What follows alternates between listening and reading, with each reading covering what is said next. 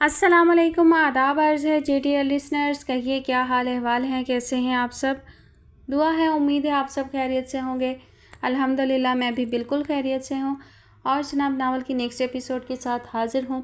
साथ ही माज़रत ख़्वाह हूँ कि आपके लिए जो है वो कल एपिसोड अपलोड नहीं कर सकी थी।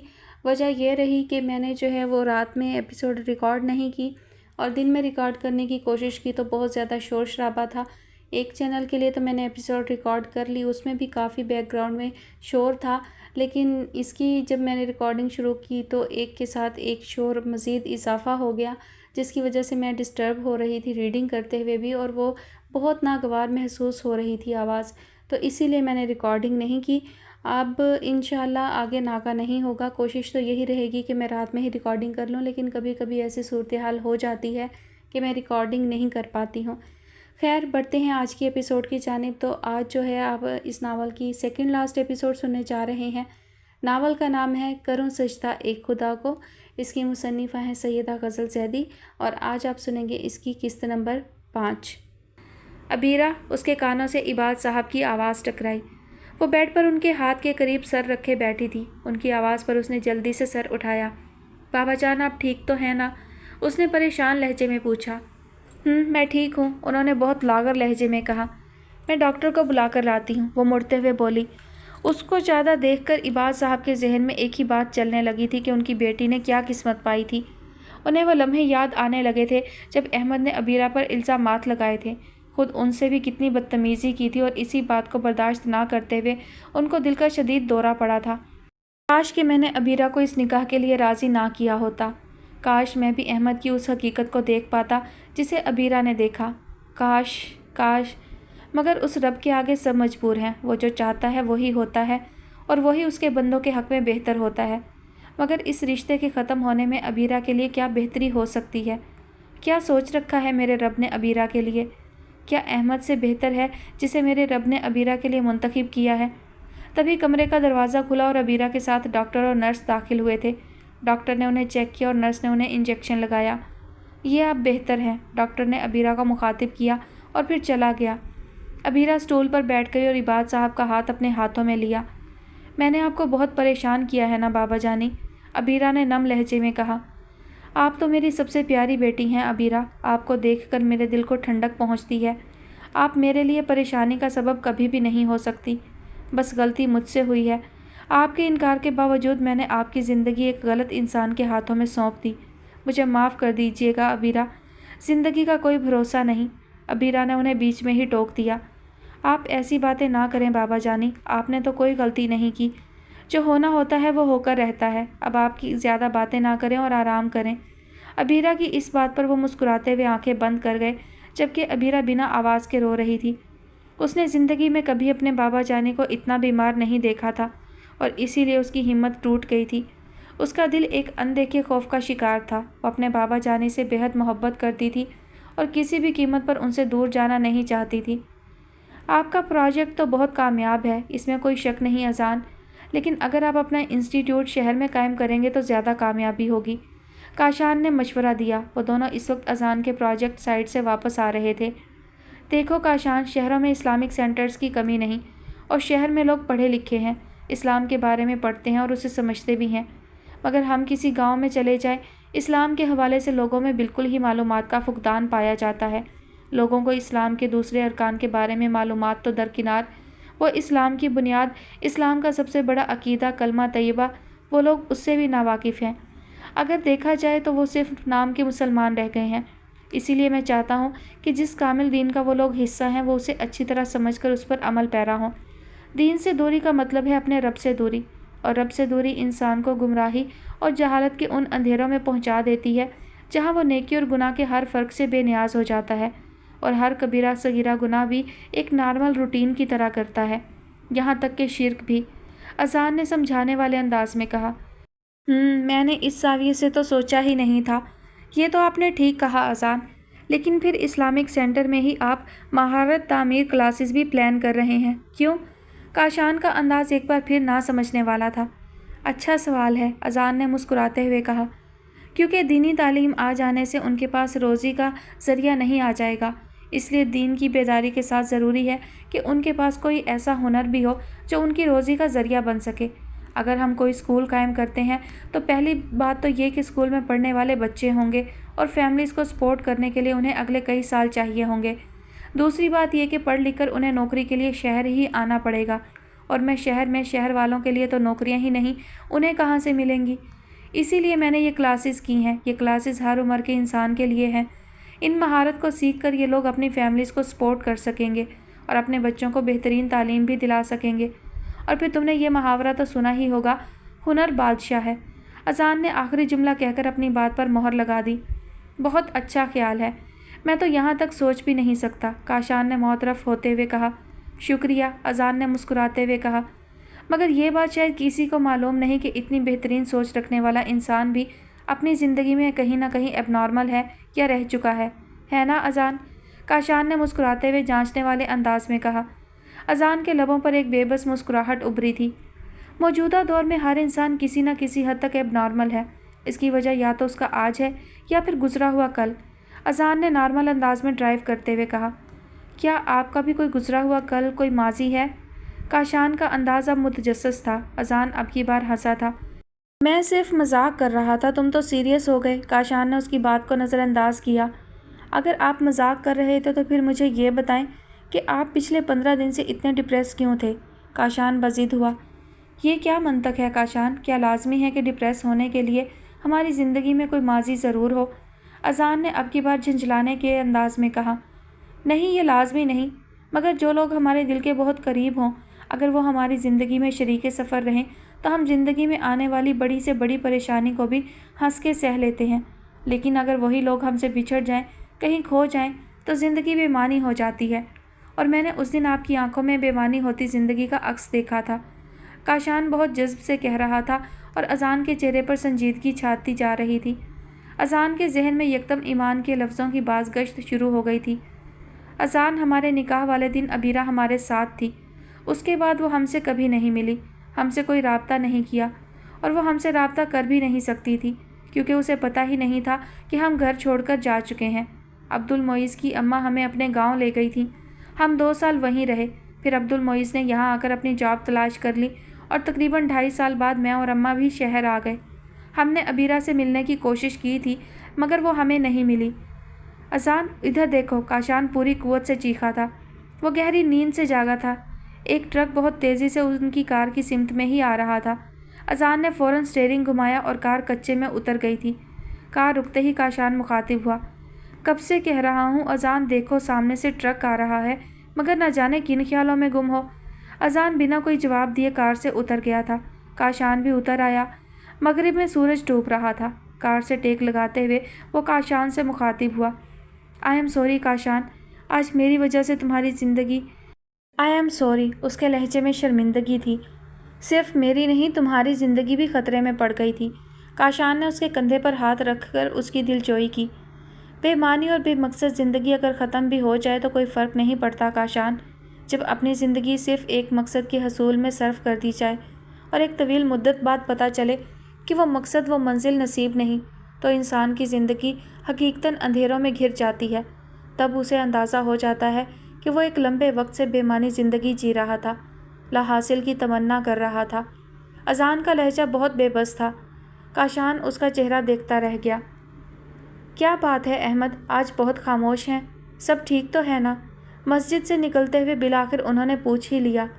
یس سر، میں بالکل ٹھیک ہوں۔ کیوں، آپ کو ایسا کیوں لگا؟ اس نے مسکراتے ہوئے پوچھا۔ کیونکہ آج تم نے لیکچر کے دوران بھی کوئی سوال نہیں پوچھا اور نہ مسجد میں زیادہ دیر ٹھہرنے کا کہا۔ انہوں نے اسے اس کی مخصوص عادتیں یاد دلائیں تو وہ مسکرا دیا۔ سوال تو تھا میرے ذہن میں لیکن آج پوچھنے کا دل نہیں کیا۔ انہوں نے مسکرا کر اسے دیکھا۔ اور وہی تو میں جاننا چاہتا ہوں کہ کیوں نہیں پوچھا، وہ بزد ہوا۔ چلیں اب پوچھ لیتا ہوں، اس نے ہار ماننے والے انداز میں کہا۔ کیا حقیقی محبت یعنی حب اللہ ہر انسان کے لیے ہے یا صرف کچھ خاص لوگوں کے لیے؟ اور اگر یہ عام ہے تو پھر اس کا حصول کیسے ممکن ہے؟ اس نے بہت پرسکون لہجے میں کہا۔ وہ کچھ ثانیے اس کا چہرہ دیکھتے رہے، پھر گویا ہوئے۔ آپ نے کبھی دل کی بناوٹ پر غور کیا ہے احمد؟ ان کی آنکھوں میں عجیب چمک تھی۔ احمد خاموش رہا۔ اللہ پاک نے دل کے 4 حصے بنائے ہیں۔ دو وہ جن سے صاف خون جسم کے تمام حصوں تک پہنچتا ہے، جبکہ بقیہ دو حصے جسم سے تمام گندا خون لے کر انہیں پھیپھڑوں میں صاف ہونے کے لیے بھیج دیتے ہیں۔ ظاہری طور پر دل یہی کام کرتا ہے، مگر حقیقتاً اس کے علاوہ بھی کچھ کام ہیں جو اللہ پاک نے دل کے ذمہ لگائے ہیں۔ دل کے دو خانوں میں جہاں آکسیجنیٹڈ خون آتا ہے ان میں سچ اور محبت کے جذبات پیدا ہوتے ہیں، اور وہ دو حصے جن میں ڈی آکسیجنیٹڈ خون آتا ہے ان میں جھوٹ اور نفرت جیسے منفی جذبات پیدا ہوتے ہیں۔ محبت سے انسان میں وفا، ہمدردی، رحم دلی وغیرہ پیدا ہوتی ہے، جبکہ سچ سے خلوص، دیانت، نیک نیتی، اعتبار وغیرہ۔ اسی طرح نفرت سے کینہ، حسد، دشمنی، لالچ وغیرہ، جبکہ جھوٹ سے مکر و فریب، ریاکاری، مکاری، بدنیتی وغیرہ جنم لیتی ہیں۔ جس طرح آکسیجنیٹڈ خون انسان کو تندرست و توانا رکھتا ہے، اسی طرح سچ، محبت انسان کے نفس، ضمیر اور اس کی روح کو مطمئن رکھتے ہیں۔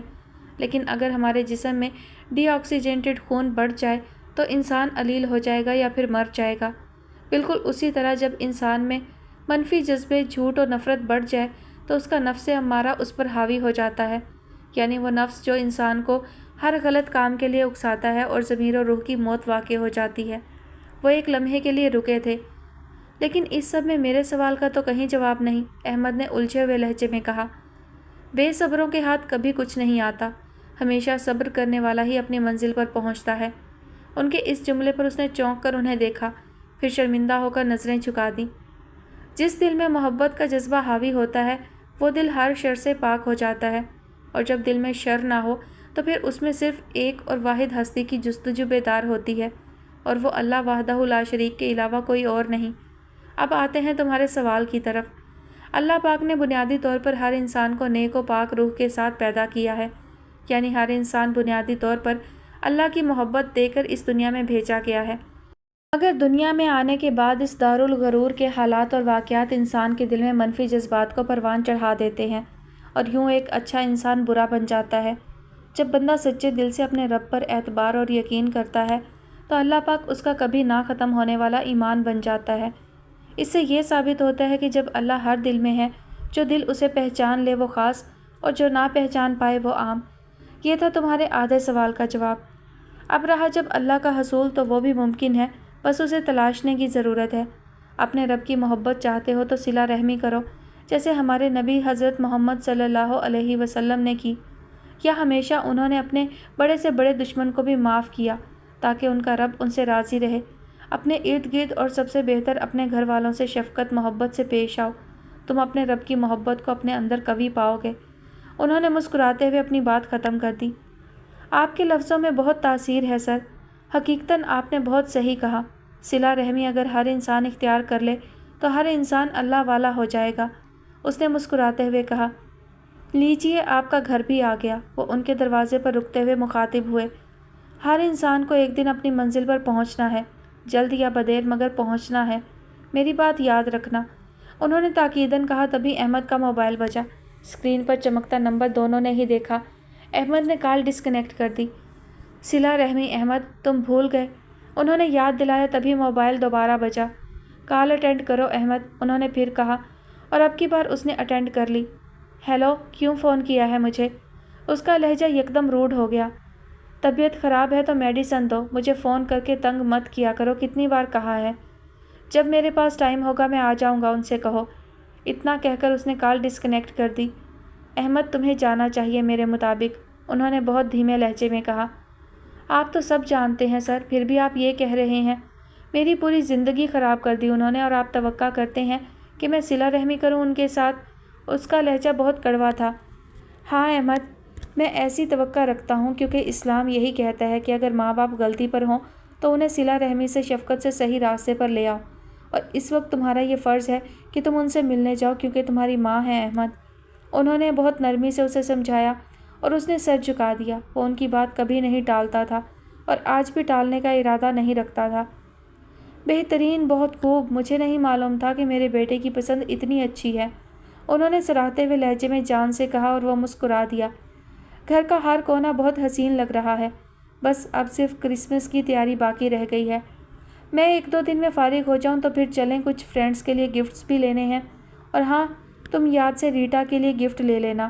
ان کے آخری جملے پر اس کی تیوریوں پر بل ابھرنے لگے تھے مگر وہ خاموش رہا۔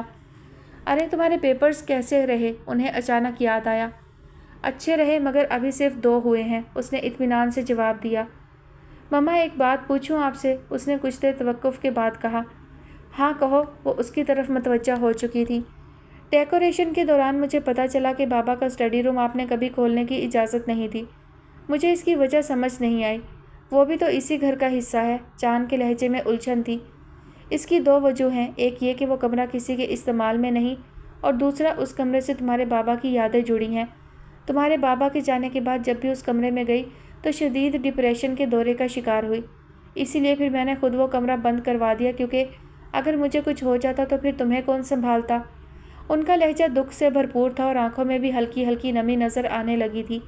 چاند کو لگا تھا اس نے غلطی کی ان سے سوال پوچھ کر۔ I am really very sorry mama, میرا ارادہ آپ کو دکھی کرنے کا نہیں تھا۔ وہ ان کے گلے لگ گیا اور اس کی ماما کے لبوں پر فاتحانہ مسکراہٹ پھیلتی چلی گئی تھی، جبکہ دور کہیں نگاہیں یہ منظر دیکھ کر برسنے لگی تھیں۔ کیا حقیقت کبھی سامنے نہیں آئے گی میرے مالک؟ کیا اس چہرے سے کبھی نقاب نہیں اٹھے گا؟ مگر کہیں سے کوئی جواب نہیں آیا تھا۔ آج عباد صاحب کو ہسپتال میں 5 دن ہو گئے تھے۔ گزشتہ دنوں کے مقابلے میں آج ان کی طبیعت کافی بہتر تھی۔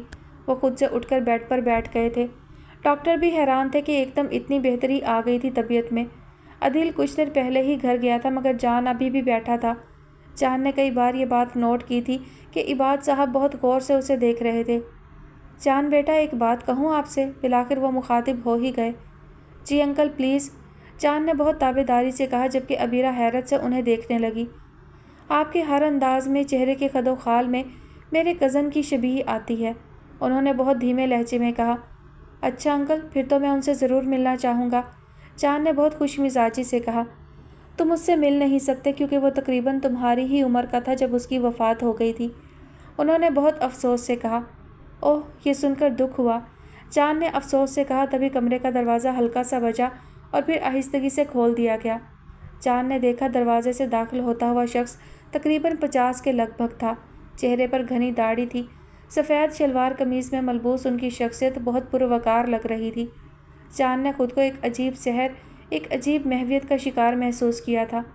ان کے ماتھے پر ویسا ہی گہرا سیاہ نشان تھا جیسے اس نے عباد صاحب کے ماتھے پر دیکھا تھا۔ عبیرہ ان سے بہت ادب سے مخاطب تھی اور وہ مسکراتے ہوئے اس کی بات کا جواب دے رہے تھے۔ ان کی آواز بہت میٹھی اور دل کو گرویدہ کر لینے والی تھی۔ ان کے لبوں پر وہی پرسکون مسکراہٹ تھی جیسے اس نے ہمیشہ عبیرہ کے چہرے پر بکھری دیکھی تھی۔ عبیرہ سے بات کرتے ہوئے انہوں نے ایک نگاہ جان پر ڈالی تھی۔ جان کا پورا وجود تھر تھرا گیا تھا۔ اس نے نگاہیں جھکا دی تھی۔ سر، ان سے ملیں، یہ جان ہے، انٹرنشپ کے دوران میرے طالب علم رہ چکے ہیں۔ جان نے دیکھا عبیرہ اس کا تعارف کروا رہی تھی اس شخص سے۔ انہوں نے اپنا ہاتھ جان کی طرف بڑھایا تو جان نے بحالت مجبوری ہاتھ ان کی طرف بڑھاتے ہوئے انہیں دیکھا۔ یہ میرے پروفیسر ہیں جان، پروفیسر خالد عباسی، عبیرہ نے اب جان کی طرف دیکھتے ہوئے کہا۔ جان، حیرت انگیز، پہلی نظر میں کوئی یہ اندازہ کر ہی نہیں سکتا کہ آپ ایک نان مسلم ہیں۔ ان کے لہجے میں حیرت تھی مگر جان کو یہ بات بہت ناگوار گزری تھی۔ کوئی بات نہیں مسٹر عباسی، انسان کو اکثر ایسی غلط فہمیاں ہو جاتی ہیں۔ میں ابھی جلدی میں ہوں ورنہ اچھی گفتگو ہوتی۔ آپ سے مل کر بہت خوشی ہوئی، جان نے جلدی سپاٹ لہجے میں کہا اور اپنا ہاتھ ان کے ہاتھ میں سے نکال لیا۔ یقیناً اللہ نے چاہا تو ہماری ملاقات دوبارہ ہوگی۔ یہ میرا وزٹنگ کارڈ ہے، مجھے یقین ہے کہ بہت جلد آپ کو اس کی ضرورت پڑے گی، انہوں نے ایک کارڈ اس کی طرف بڑھاتے ہوئے بہت پرسکون لہجے میں کہا۔ جان نے الجھی نگاہوں سے انہیں دیکھا اور پھر کارڈ پکڑتے ہوئے عبیرہ سے مخاطب ہوا۔ اوکے عبیرہ، میں چلتا ہوں، پھر آؤں گا، اور عدیل کو بھی یاد کرا دوں گا کہ وہ آپ کی ماما اور بہن کو لے آئے اسپتال۔ عباسی صاحب بہت غور سے دیکھ رہے تھے اسے عبیرہ سے بات کرتے ہوئے۔ وہ وہیں سے مڑا اور دروازے کی طرف بڑھ گیا۔ عباسی صاحب نے ایک نگاہ غور سے عبیرہ کو دیکھا اور پھر مسکرائے۔ کیا ہوا سر؟ عبیرہ کو کچھ سمجھ نہیں آیا۔ کچھ نہیں، مجھے لگتا ہے کہ تمہارا طالب علم مجھ سے ڈر گیا، انہوں نے مسکراتے ہوئے کہا اور عبیرہ بھی مسکرا دی۔ اذان، آخر کون آ رہا ہے جس کا تم اتنی بے صبری سے انتظار کر رہے ہو؟ کاشان بہت دیر سے نوٹ کر رہا تھا کہ وہ ایئرپورٹ لاؤنج میں ادھر سے ادھر ٹہل رہا تھا اور بار بار گھڑی بھی دیکھ رہا تھا۔ میرا بہترین دوست، میری جان، میرا عدیل کویت سے واپس آ رہا ہے۔ ایسا لگ رہا ہے جیسے زندگی لوٹ رہی ہے میری طرف۔ میں بہت خوش ہوں کاشان، اس کے ہر جملے میں خوشی کا رنگ بھرا ہوا تھا۔ کچھ دیر بعد ہی کاشان اس شخص سے مل بھی لیا تھا جس کا انتظار اذان اس قدر بے صبری سے کر رہا تھا۔ وہ ایک درمیانے قد کا لڑکا تھا، سیاہ بال، گندمی رنگت، خوش مزاج۔ اذان بڑی گرم جوشی سے اس سے گلے ملا اور پھر کاشان کا تعارف کرایا اس سے۔ عدیل سے مل کر کاشان کو ایک لمحے کے لیے بھی یہ محسوس نہیں ہوا تھا کہ وہ اس سے پہلی بار مل رہا ہے۔ تمہاری پی ایچ ڈی کیسی رہی؟ اذان نے بیک ویو مرر میں عدیل کو مخاطب کیا۔ وہ اندازہ تو تمہیں میری دماغی حالت سے ہوگا جب تمہیں صحیح اندازہ ہوگا کہ میری پی ایچ ڈی کیسی رہی، عدیل نے بالکل سنجیدہ لہجے میں کہا، اور وہ دونوں ہنس پڑے اس کی بات پر۔ مجھے لگا تھا کچھ سدھار آ جائے گا تم میں، لیکن وہ عدیل ہی کیا جو بدل جائے، اذان نے ہنستے ہوئے تبصرہ کیا۔ یہ معاملہ صرف میرے ہی نہیں تمہارے ساتھ بھی ہے محترم، بدلے تو تم بھی نہیں ہو، تمہارے دل تک رسائی ہے مجھے، عدیل نے دعویٰ کیا، اور اس بات پر اذان نے نگاہیں چرائی تھیں جبکہ کاشان کے دل کو لگی تھی یہ بات۔ اذان کا بہترین دوست، وہ تو اذان کے بارے میں سب کچھ جانتا ہوگا۔ کاشان کا دماغ ایک دم ہی بیدار ہو گیا تھا۔ اذان نے موضوع بدل دیا، کار اپنی منزل کی طرف رواں دواں تھی۔ عدیل، آج انکل کو ڈسچارج کیا جا رہا ہے، تم ابیرہ کے ساتھ انہیں گھر لے جانا، میں کراچی کے لیے نکل رہا ہوں۔ تم نے جو ایڈریس دیا ہے ابیرہ کی پھپھو کا، میں ایک بار وہاں جا کر دیکھنا چاہتا ہوں، ہو سکتا ہے کام بن جائے، جان نے اسپتال سے باہر نکلتے ہوئے کہا۔ میرے خیال میں تو تمہارا جانا بیکار ہے کیونکہ یہ ایڈریس پرانے گھر کا ہے، عدیل نے اسے سمجھاتے ہوئے کہا۔ وہاں جا کر ہو سکتا ہے مجھے نئے گھر کا ایڈریس مل ہی جائے، امید پر دنیا قائم ہے عدیل، اور پھر مسٹر مہرا سے کسی رحم کی توقع نہیں ہے، جان بہت جذب سے کہتا چلا گیا، اور عدیل نے صرف اسبات میں سر ہلایا۔ اماں، ڈاکٹر نے کہا ہے کہ بابا جانی کو اب کسی قسم کا صدمہ نہیں پہنچنا چاہیے، بہت مشکل سے ان کی حالت سنبھلی ہے، اس لیے ہمیں اب بہت احتیاط سے کام لینا ہوگا، ابیرہ نے بہت دھیمے لہجے میں کہا۔ وہ دونوں اس وقت عباد صاحب کے کمرے کے باہر کھڑی تھیں۔ ابیرہ کچھ دیر پہلے ہی انہیں لے کر گھر آ گئی تھی۔ ہاں، ہمیں بہت احتیاط کرنی ہوگی، انہوں نے ابیرہ کی تائید کی۔ یہ آلی کہاں ہے اماں؟ اچانک ہی ابیرہ کو اس کا دھیان آیا۔ وہ ٹیوشن گئی ہے، بڑی مشکل سے چھوڑ کر آئی ہوں، تمہیں تو پتہ ہے نا پڑھائی میں تو اس کا دماغ لگتا ہے نہیں، بس پورا دن تصویریں بنوا لو اس سے۔ وہ خفا ہونے لگی تھی جبکہ ابیرہ مسکراتی ہوئی اندر کی طرف آ گئی۔ کپڑے چینج کر کے اس نے شکرانے کے نفل ادا کیے اور پھر بستر پر آ لیٹی تھی۔ درود شریف پڑھتے ہوئے اس کے ذہن میں وہ دن گھوم گیا جب اسپتال میں ادائیگی کرنے کے لیے اس کے پاس پیسے نہیں تھے اور جان نے ادائیگی کی تھی۔ اس دن ابیرہ کو جس قدر شرمندگی کا سامنا ہوا تھا، شاید اس کا اندازہ خود اس کے سوا اور کوئی نہیں کر سکتا تھا، اسی لیے اس نے اس شرمندگی کو مٹانے کے لیے اپنی سونے کی بالیاں اور سیٹ جو اس کی اماں نے شادی کے لیے بنوایا تھا بیچ دیا تھا۔ آج جان صبح کے بعد واپس نہیں آیا، ورنہ وہ تو دن میں 2 بار ضرور آتا ہے، اس نے لیٹے لیٹے سوچا۔ خیر جو بھی ہو، اللہ پاک، اس نے ہمیشہ میری بہت مدد کی ہے، تو اسے اس کا اجر ضرور دینا، اور اس کا سب سے بڑا اجر تو یہ ہوگا کہ تو اسے اپنی محبت عطا کرے، اپنی جستجو عطا کر دے، اپنی سب سے بڑی نعمت اپنے دین سے اسے سرفراز فرما، آمین۔ ابیرہ نے ہمیشہ کی طرح اپنے رب کو صدقے دل اور بہت سچائی سے پکارا تھا، مگر خود اسے یہ معلوم نہیں تھا کہ اس کے معصوم دل کی دعا جان کے لیے کتنی بڑی مصیبت، کتنا طویل امتحان بنے گی۔ صبح صادق کا وقت تھا، ہلکی خنک سی ہوا تھی، چاروں طرف بہت تیز روشنی پھیلی ہوئی تھی۔ وہ حتیم کے اندر خانہ کعبہ کے روبرو سجدہ ریز تھی، ایسا محسوس ہو رہا تھا جیسے ہر شے اپنے پاک و بلند بزرگی اور صاحب قدرت رب کی حمد و ثنا میں مصروف ہو، ہر نظارہ منور محسوس ہو رہا تھا۔ تبھی ایک بہت صاف اور خوش الہان آواز سنائی دی تھی، شاید مسجد الحرام میں کوئی اذان دے رہا تھا۔ آواز اتنی میٹھی تھی کہ وہ سجدے سے سر اٹھانے پر مجبور ہو گئی تھی۔ اس نے ادھر ادھر دیکھا مگر کوئی نظر نہیں آیا، بالآخر وہ اٹھ کر حتیم سے باہر نکل آئی۔ آواز خانہ کعبہ کے دوسری طرف سے آ رہی تھی۔ وہ آگے بڑھی تو بہت تیز روشنی اس کی آنکھوں کو خیرہ کرتی ہوئی محسوس ہوئی۔ وہ مزید آگے بڑھی تو آواز اور روشنی دونوں ہی مدھم ہو گئی تھیں، اور وہاں پہنچنے پر اسے آواز اب اگلی طرف سے آنے لگی۔ وہ گول چکر لگا کر اگلی طرف آئی تو پچھلی طرف سے آنے لگی تھی۔ اس طرح تقریباً 7 بار ہوا تھا اور اس نے 7 بار خانہ کعبہ کے چکر لگائے تھے، لیکن جب 7ویں بار وہ خانہ کعبہ کے روبرو آئی تو اس نے وہاں کسی کو احرام باندھے سجدے کی حالت میں پایا۔ پھر وہ شخص سجدے سے اٹھ کر اس کی جانب پلٹا، پرنور چہرہ، پرنور نگاہیں اور لبوں پر پھیلی مانوس مسکراہٹ، وہ اس کے روبرو تھا۔ ابیرہ اٹھو، اماں نے اسے جھنجھوڑا اور وہ ہڑبڑا کر اٹھ بیٹھی۔ یہ کیا خواب تھا؟ اس کا دماغ اب بھی خواب میں الجھا ہوا تھا۔ ابیرہ میں تم سے بات کر رہی ہوں، تم مجھے سن بھی رہی ہو؟ اس کی اماں نے ایک بار پھر اسے ہلایا۔ کیا ہوا اماں؟ وہ اب ان کی طرف متوجہ ہو گئی۔ عالی اب تک گھر نہیں آئی ہے ابیرہ، میرا تو دل ڈوبا جا رہا ہے، انہوں نے روتے ہوئے کہا اور ابیرہ کا دماغ گھومنے لگا۔ یہ آپ کیا کہہ رہی ہیں اماں؟ اس نے تیزی سے بستر سے اٹھتے ہوئے کہا اور کمرے سے باہر نکل گئی۔ گیلری میں رکھے فون کا ریسیور اٹھاتے ہوئے اس نے عالی کے سینٹر کا نمبر ڈائل کیا۔ کئی بار بیل جانے کے باوجود بھی کال ریسیو نہیں ہوئی تھی، جس کا مطلب تھا کہ سینٹر بند ہو چکا ہے۔ اس نے کال ڈسکنیکٹ کی اور پھر ایک ایک کر کے عالی کی دوستوں کو فون کیا۔ سب نے ایک ہی جواب دیا کہ سینٹر سے ساتھ نکلے تھے اور عالی گھر کی طرف ہی آ گئی تھی۔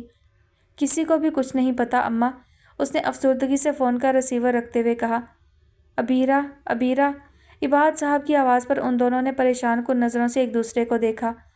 اماں آپ بابا کے پاس جائیں، میں آپ کسی اسپتال میں جا کر چیک کرتی ہوں، ایسا نہ ہو وہ کسی حادثے کا شکار ہو گئی ہو، ابیرہ نے ڈوبتے لہجے میں کہا۔ آپ بابا کو کچھ نہ بتائیے گا، اس نے اندر کی طرف بڑھتے ہوئے کہا اور میکان کی انداز میں عباد صاحب کے کمرے کی طرف بڑھ گئی تھی وہ۔ اندھی سڑک پر چلتے ہوئے اسے بہت شدید خوف محسوس ہو رہا تھا۔ سردیوں کی رات تھی، سڑکیں ویران تھیں۔ وہ رات کے اس وقت کبھی گھر سے باہر نہیں نکلی تھی، مگر آج قسمت نے اسے یہ دن بھی دکھایا تھا۔ وہ عدیل کے گھر گئی مگر اس کی بہن نے ابیرہ کی شکل دیکھتے ہی دروازہ بند کر دیا تھا۔ ابیرہ کو بہت دکھ ہوا اس کے رویے پر۔ کل تک یہی لوگ خلوص و اخلاق اور محبت و وفا کے پیکر تھے اور آج بے حسی اور بے مروتی کی مجسم حقیقت بن گئے تھے۔ زندگی ہر پل بدلتی ہے، کبھی ہم کامیابی کی انتہاؤں کو چھوتے اور کبھی زوال کی پستیوں میں پھینک دیے جاتے ہیں۔ کبھی ہمیں زندگی کی شاہراہ پر سفر کرنے کے لیے روشن راہیں فراہم کی جاتی ہیں اور کبھی ہر راہ تاریک کر دی جاتی ہے۔ روشن راہوں پر چلنے کے لیے ہمیں کسی سہارے کی ضرورت نہیں پڑتی، مگر تاریک راستے پر چلنے کے لیے ہمیں ضرورت ہوتی ہے ایک مضبوط سہارے کی۔ اور آپ کو پتہ ہے کہ وہ مضبوط سہارا کیا ہے ابیرہ؟ وہ مضبوط سہارا انسان کا اپنے رب پر توکل، اپنے رب پر ایمان ہے۔ صرف ایک اللہ ہی تو ہے جو انسان کے ہر اچھے اور برے وقت میں اس کے ساتھ رہتا ہے۔ اس لیے میں آپ کو تاکید کرتا ہوں کہ ہر حال میں اپنے رب کو یاد رکھیے گا، وہ ہمیشہ آپ کے ساتھ ہے۔ اس اندھیرے راستے پر چلتے ہوئے ابیرہ کو پروفیسر عباسی کی باتیں یاد آنے لگیں۔ مجھے یقین ہے اللہ تعالیٰ میرے ساتھ ہے، بس مجھے ہر حال میں ثابت قدم رکھ۔ یہ مشکلات وقتی ہیں مگر تیرا ساتھ کسی بھی انسان کے لیے وقتی نہیں ہے۔ وہ اب مین روڈ پر آ چکی تھی۔ سڑک پر اکا دکا گاڑیاں نظر آ رہی تھیں۔ اس نے ایک رکشے کو ہاتھ کے اشارے سے بلایا اور قریب آنے پر اسپتال چلنے کا کہا۔ 2 گھنٹے سے بھی زیادہ وقت ہو گیا ہے ابیرہ کو گئے۔ وہ پریشانی کی حالت میں صحن میں ٹہل رہی تھی۔ یکدم دروازہ بجا اور وہ بجلی کی رفتار سے دروازے کی طرف لپکی تھیں۔ آ گئی ابیرہ، عالی کو انہوں نے دروازہ کھولتے ہوئے کہا، مگر ان کی بات ادھوری ہی رہ گئی تھی کیونکہ دروازے پر ابیرہ نہیں بلکہ عدیل کھڑا تھا۔ السلام علیکم آنٹی، اس نے آگے بڑھ کر انہیں سلام کیا۔ انہوں نے دیکھا عدیل کے ساتھ بھی کوئی کھڑا تھا مگر گلی میں اندھیرا ہونے کے سبب وہ اسے دیکھ نہیں پائیں۔ وعلیکم السلام، انہوں نے اب عدیل کی طرف دیکھا۔ آنٹی یہ میرا دوست جان ہے، اسی نے ابیرہ کو جیل سے رہائی دلوائی تھی اور اسپتال میں بھی ابیرہ کی مدد کی، عدیل بولا۔ جان چند قدم آگے بڑھ کر روشنی میں آ کھڑا ہوا۔ انہوں نے اوپر سے نیچے تک اسے بغور دیکھا۔ Black jeans, black shirt, black ہی جیکٹ، صاف رنگت۔ ہیلو آنٹی، عباد انکل کیسے ہیں؟ وہ جواب دینے کے بجائے غیر یقینی نگاہوں سے اسے دیکھ رہی تھی۔ ان دونوں نے ایک دوسرے کی جانب دیکھا، پھر عدیل ان سے مخاطب ہوا۔ آنٹی، جان آپ سے عباد انکل کی طبیعت کا پوچھ رہا ہے۔ عدیل انہیں حواس میں واپس لایا۔ ہاں وہ ٹھیک ہیں۔ ان کا لہجہ کچھ کھویا کھویا سا تھا۔ انہوں نے ایک بار پھر غیر یقینی نگاہوں سے جان کو دیکھا۔ اندر آ جاؤ، باہر بہت ٹھنڈ ہے، وہ دروازے سے ہٹتے ہوئے بولیں۔ وہ دونوں اندر داخل ہو گئے۔ جان نے اندر داخل ہوتے ہوئے دیکھا گھر بہت سادہ طرز پر بنا ہوا تھا۔ گھر میں داخل ہوتے ہی سیدھے ہاتھ پر ایک کمرہ تھا جس کے ادھکھلے دروازے سے عباد صاحب چارپائی پر لیٹے نظر آ رہے تھے۔ صحن میں ایک تناور درخت کے نیچے تخت بچھا تھا۔ صحن کے اختتام پر ایک لکڑی کی گیلری سی بنی تھی جس میں بائیں طرف کچن تھا جس کے باہر ٹیلی فون رکھا تھا۔ وہ دونوں تخت پر بیٹھ گئے۔ آنٹی، ابیرہ گھر آئی تھی مجھ سے ملنے، سب خیریت تو ہے؟ اماں بتا رہی تھی، عدیل نے بیٹھتے ہوئے پوچھا۔ نہیں بیٹا، بہت بڑا مسئلہ ہو گیا ہے۔ عالی شام کو ٹیوشن گئی مگر اب تک گھر واپس نہیں آئی۔ اس کی ہر دوست سے پوچھ لیا مگر کسی کو کچھ پتہ نہیں، انہوں نے بہت پریشان کن لہجے میں کہا۔ یہ تو بہت برا ہوا۔ اب عدیل بھی پریشان ہو اٹھا تھا۔ میرے خیال میں پولیس کو انفارم کرنا بہتر ہوگا۔ آنٹی آپ ایسا کریں کہ مجھے اپنی بیٹی کی تصویریں اور نام بتا دیں، میں پولیس کو انفارم کرتا ہوں، چاند نے کھڑے ہوتے ہوئے کہا اور مڑا۔ انہوں نے اس بات میں سر ہلایا۔ تم کراچی سے کب واپس آئے؟ ان کے جانے کے بعد عدیل جان سے مخاطب ہوا۔ جس وقت تمہارا فون آیا میں اس وقت گھر کے باہر ہی پہنچا تھا، الٹے قدموں واپس آ گیا، چاند نے بہت نارمل انداز میں کہا۔ بس کچھ سمجھ نہیں آ رہا، ایک کے بعد ایک پریشانی آ رہی ہے ان لوگوں پر، عدیل نے متاسف لہجے میں کہا اور جان نے صرف اس بات میں سر ہلایا۔ اسی وقت دروازے پر دستک ہوئی۔ عدیل اور جان نے ایک دوسرے کی جانب دیکھا، پھر عدیل کچھ سوچتے ہوئے دروازے کی طرف بڑھ گیا۔ دروازہ کھولنے پر عبیرہ کھڑی تھی۔ اس نے حیرت سے ان دونوں کو دیکھا۔ آپ لوگ اس وقت یہاں؟ اس نے اندر داخل ہوتے ہوئے حیرت سے پوچھا۔ تب تک اس کی اماں بھی آ گئی تھیں۔ عبیرہ، علی کا کچھ پتہ چلا؟ عبیرہ پر نگاہ پڑتے ہی انہوں نے بےتاب لہجے میں پوچھا۔ عبیرہ نے نفی میں سر ہلایا اور ان کا دل ڈوبنے لگا۔ آنٹی آپ پریشان نہ ہوں، یہ تصویر مجھے دیں، میں پولیس میں کیس فائل کروا دیتا ہوں، یقیناً بہت جلد آپ کی بیٹی کا پتہ چل جائے گا۔ جان نے آگے بڑھ کر ان کے ہاتھ سے تصویر لیتے ہوئے تسلی بخش انداز میں کہا۔ میری بیٹی کا نام عالیانہ عباد ہے اور یہ ہمارا لینڈ لائن نمبر ہے۔ انہوں نے کاغذ کا ایک ٹکڑا بھی اس کی طرف بڑھایا۔ جان، یہ آپ کی ڈیوٹی نہیں ہے کہ ہر پرابلم میں آپ ہماری مدد کے لیے پہنچے، عبیرہ نے بہت روکھے لہجے میں کہا۔ جان کو اس کا یہ رویہ سمجھ نہیں آیا۔ اچانک اسے کیا ہو گیا تھا؟ مجھے پتہ ہے کہ آپ کو میری مدد کی ضرورت نہیں ہے، مگر شاید آپ اپنی ہی کہی ہوئی بات بھول گئی کہ یہ میرا رب ہی جانتا ہے کہ وہ کس سے کیا کام لینا چاہتا ہے۔ ہو سکتا ہے اس نے فی الحال میرے لیے یہی لکھا ہے کہ میں ہر پرابلم میں آپ کی مدد کروں۔ میں ٹھیک کہہ رہا ہوں نا مس عبیرہ؟ جان نے اس کے انداز میں ہی کہا اور عبیرہ لاجواب ہو کر رہ گئی۔ چلو عدیل، اس نے عبیرہ کی جانب دیکھتے ہوئے عدیل سے کہا اور دروازے کی طرف پیش قدمی کی، جبکہ عبیرہ کسی گہری سوچ میں ڈوب گئی۔ 5:20 احرام نے کہا اور طوبا نے ایک بار پھر دروازے کی طرف دیکھا۔ پتہ نہیں اذان کہاں رہ گئے، طوبا نے پریشان کن لہجے میں کہا۔ 5:21 احرام ایک بار پھر بولا۔ طوبا نے گھبرا کر اسے دیکھا۔ اگر اب تم نے کچھ بولا تو، طوبا نے دھمکی آمیز لہجے میں کہا۔ اوکے سوری بھائی، لیکن اب ہم صرف 10 منٹ اور انتظار کریں گے۔ تمہیں پتہ ہے نا آج مما بابا آ رہے ہیں انکل آنٹی سے ملنے تاکہ شادی کی تاریخ طے کر دیں، اور اب کی بار کچھ نہیں کرنا طوبا، ورنہ میں قاضی سے کہوں گا زبردستی نکاح پڑھا دے، احرام نے ایک ہی سانس میں کہا اور طوبا ہنس دی۔ ہاں تو پڑھوا لینا نکاح، اتنی لڑکیاں ہوں گی شادی میں، طوبا نے اسی کے انداز میں کہا۔ طوبا، اس نے مصنوعی خفگی سے کہا اور پھر دونوں ایک ساتھ ہنس دیے۔ وہ دونوں اس وقت ایک کیفے میں تھے۔ اذان طوبا سے ملنا چاہتا تھا۔ میں کال کرتی ہوں اسے، طوبا نے تنگ آ کر کہا۔ ہیلو اذان، میں اور احرام آپ کا کب سے انتظار کر رہے ہیں، آپ کہاں رہ گئے؟ اس کے کال ریسیو کرتے ہی طوبا نے کہا۔ اوہ میں تو بھول ہی گیا تھا، دراصل میں ایک پریشانی میں مبتلا ہوں، میری والدہ کی طبیعت اچانک خراب ہو گئی تھی اور میں ڈاکٹر کے پاس لے کر گیا ہوا تھا، اس پریشانی میں آپ دونوں کو انفارم کرنا بھول گیا، آئی ایم سوری، اذان نے تفصیلی بتایا۔ اوہ یہ تو بہت افسوس کی بات ہے، ویسے اب طبیعت کیسی ہے ان کی؟ طوبا نے افسوس کرتے ہوئے پوچھا۔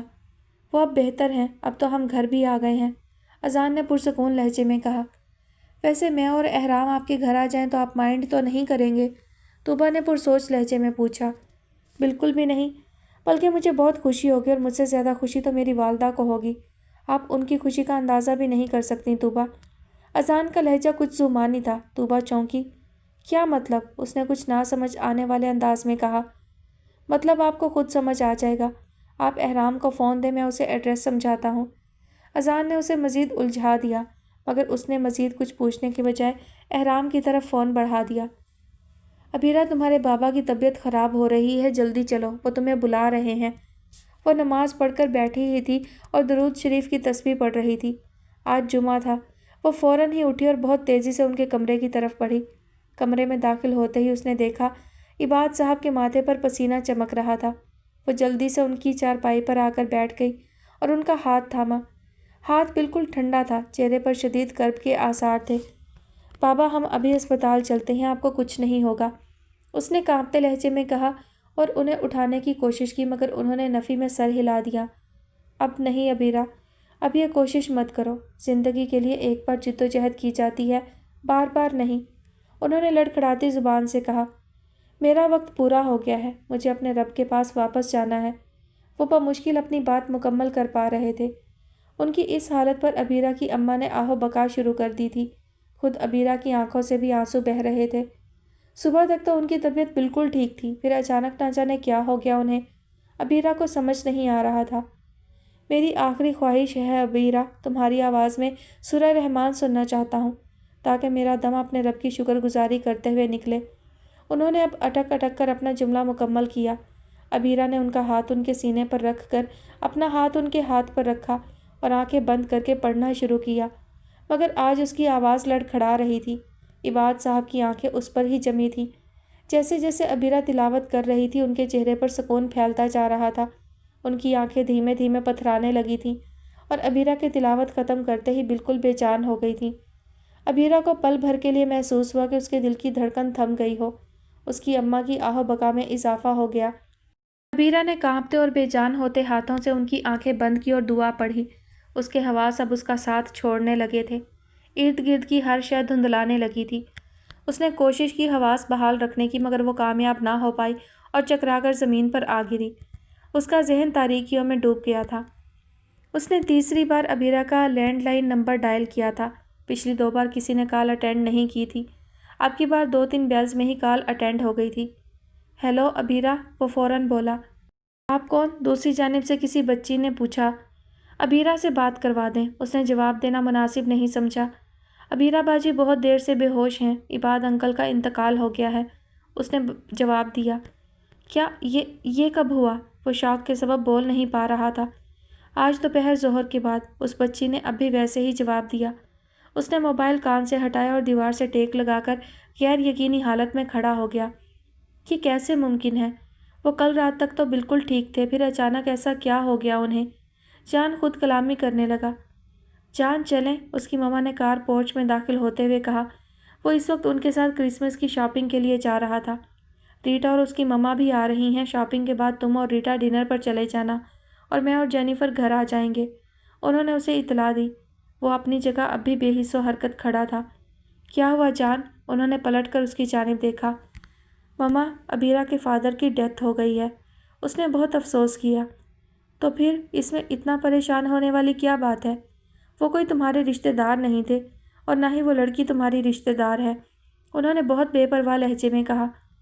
ماما، ایک انسان کی زندگی ختم ہو گئی اور آپ کے لیے یہ ایک بہت نارمل بات ہے۔ جان حیرت غم سے نڈھال ہوا۔ جان بچہ مت بنو، دنیا میں روز ہزاروں لوگ مرتے ہیں، وہ کوئی خاص نہیں۔ ان کے لہجے میں سفاکی تھی۔ وہ عبیرہ کے فادر تھے، جان نے ٹھوس لہجے میں کہا، اور عبیرہ بھی خاص نہیں ہے ہمارے لیے۔ ان کا انداز اب بھی ویسا ہی تھا۔ لیکن میرے لیے ہے، جان اب بھی اپنی بات پر ڈٹا رہا۔ کیوں بے وقوف بن رہے ہو جان؟ کیوں نہیں دیکھ سکے جان تم؟ وہ لڑکی تمہیں صرف استعمال کر رہی ہے، اپنے کام نکلوا رہی ہے، اور اس کے بعد وہ تمہیں دودھ میں سے مکھی کی طرح نکال پھینکے گی، انہوں نے بہت تیز لہجے میں اور بلند آواز میں کہا۔ آپ سے 1000 بار کہہ چکا ہوں کہ آپ عبیرہ کو غلط سمجھتی ہیں، وہ ایک بہت اچھی لڑکی ہے، کیوں نہیں سمجھتی آپ یہ بات؟ جان کی آواز ان سے بھی زیادہ بلند تھی، وہ سٹپٹا گئی۔ میں سوچ بھی نہیں سکتی تھی جان کہ کبھی تم مجھ سے اس طرح بات کرو گے۔ میں تمہاری ماں ہوں، شاید تم آج یہ بات بھی بھول گئے ہو۔ اس لڑکی کے باپ کی موت کا اتنا غم ہے اور اپنی ماں تمہیں نظر نہیں آتی، انہوں نے رو دینے والے انداز میں کہا۔ کہیں نہیں جا رہی میں تمہارے ساتھ، جاؤ تم اس لڑکی کے باپ کا غم منانے، وہاں جانا تمہارے لیے زیادہ ضروری ہوگا، جاؤ تم۔ وہ جانے لگی تھی مگر جان نے ان کے دونوں ہاتھ تھام کر انہیں روک لیا۔ پلیز مام، ایسے مت کہیں، آپ میرے لیے اس ساری دنیا میں سب سے ضروری ہیں، پہلے آپ ہیں، اس کے بعد کوئی اور۔ وہ زبردستی ان کے گلے لگ گیا۔ ہم چل رہے ہیں کرسمس شاپنگ کے لیے اور میں ریٹا کو ڈنر پر بھی لے کر جاؤں گا، لیکن آئندہ آپ ایسا کبھی نہیں کہیں گی کہ آپ میرے لیے اہم نہیں۔ ان کے لبوں پر فاتحانہ مسکراہٹ پھیل گئی تھی، جبکہ جان کا ذہن عبیرہ میں اٹکا ہوا تھا۔ وہ بہت دیر سے ان کی گود میں سر رکھے آنکھیں بند کیے لیٹی تھی، وہ اس کے سر پر شفقت سے ہاتھ پھیر رہے تھے۔ بابا جانی، جب آپ اتنے پیار سے میرے سر پر ہاتھ پھیرتے ہیں تو مجھے بہت سکون ملتا ہے۔ وہ آنکھیں بند کیے ہی ان سے مخاطب تھیں۔ عبیرہ، آپ میری سب سے پیاری بیٹی ہیں، ان کا لہجہ محبت و شفقت سے پر تھا، اور آپ سب سے زیادہ بہادر بھی ہیں۔ مجھے پتا ہے آپ کبھی بھی ہار ماننے والوں میں سے نہیں ہیں، آپ ہر حال میں زندگی گزار سکتی ہیں۔ وہ ایک لمحے کے لیے رکے۔ تبدیلیاں ہر انسان کی زندگی میں آتی ہیں، کبھی خوشگوار اور کبھی ناخوشگوار، مگر بہادر وہی کہلاتا ہے جو ناخوشگوار تبدیلی کو خوش دلی سے قبول کرے، اپنے رب کی رضا میں راضی ہو جائے۔ وجود ختم ہو جاتے ہیں وقت کے ساتھ، مگر رشتے اور رشتوں میں چھپی محبتیں ہمیشہ زندہ رہتی ہیں، جیسی آپ کی محبت میرے لیے اور میری محبت آپ کے لیے۔ لیکن اب اگر فرق آئے گا تو صرف اتنا کہ آپ کو زندگی میں آگے بڑھنا ہے اور مجھے اس زندگی کو الوداع کہنا ہے۔ انہوں نے ایک گہری سانس لی تھی۔ عبیرہ کی بند آنکھوں سے پانی بہت تیزی سے بہنے لگا۔ بابا جانی، میں ہمیشہ آپ کے ساتھ رہنا چاہتی ہوں، ہمیشہ، اس نے نم لہجے میں کہا۔ ہمیشہ کا ساتھ کسی کو بھی نصیب نہیں ہوتا، ایک دن زندگی کا سفر ختم ہونا ہے اور یہ اٹل ہے، اسے کوئی نہیں بدل سکتا۔ اور آپ تو میری سب سے بہادر بیٹی ہیں نا، آپ نے تو ہر حال میں اپنے رب سے صبر کی توفیق مانگی ہے، ہمیشہ، تو پھر آج صبر کا دامن کیوں چھوڑ رہی ہیں؟ کیوں اپنے رب کی رضا کو نظر انداز کر رہی ہیں؟ اٹھیے اور یہ ثابت کر دیجئے کہ آپ اپنے پاک رب کے صابر بندوں میں سے ہیں، آپ اس کی رضا میں راضی ہیں۔ اٹھیے عبیرہ، اٹھیے، مجھے آخری بار الوداع تو کہہ دیجئے۔ ان کا لہجہ ڈوب گیا تھا، اس نے دھیمے سے آنکھیں کھولیں، وہ اپنے کمرے میں زمین پر پڑی تھی۔ بابا جانی کہیں بھی نہیں تھے۔ باہر صحن سے اسے بے تحاشا رونے کی آوازیں آ رہی تھیں۔ ان میں ایک واضح آواز اس کی اماں کی تھی، مت لے کے جاؤ انہیں، ابھی تو آلی بھی نہیں آئی، میری عبیرہ کو بھی تو بلاؤ، وہ بھی تو آخری بار اپنے بابا کو دیکھ لے، ارے کوئی تو سن لے میری، ہائے اللہ یہ کیا کر دیا تو نے، یہ کیا کر دیا۔ عبیرہ کا ذہن اب بھی مکمل طور پر نہیں جاگا تھا، اس کے ذہن میں ایک بار پھر اپنے بابا کے آخری جملے گونجے تھے، اٹھیے عبیرہ، اٹھیے، مجھے آخری بار الوداع تو کہہ دیجئے۔ ان جملوں نے اسے جھنجھوڑ دیا تھا۔ وہ بہت پھرتی سے اٹھی اور بھاگتی ہوئی کمرے سے باہر نکلی، مگر گیلری میں پہنچتے ہی اس کے قدم تھم گئے۔ جنازہ گھر سے باہر لے جایا جا رہا تھا۔ اس نے پلکیں جھپکیں اور آنسو رخساروں پر بہہ گئے۔ الوداع بابا جانی، الوداع، اگر میں نے کبھی آپ کو تکلیف دی ہو تو مجھے معاف کر دیجیے گا، الوداع۔ وہ گھٹنوں کے بل زمین پر بیٹھتی چلی گئی۔ اس کا دل گواہ تھا کہ وہ اب اپنے بابا جانی کو کبھی نہیں دیکھ پائے گی اور نہ ان کی آواز ہی سن پائے گی۔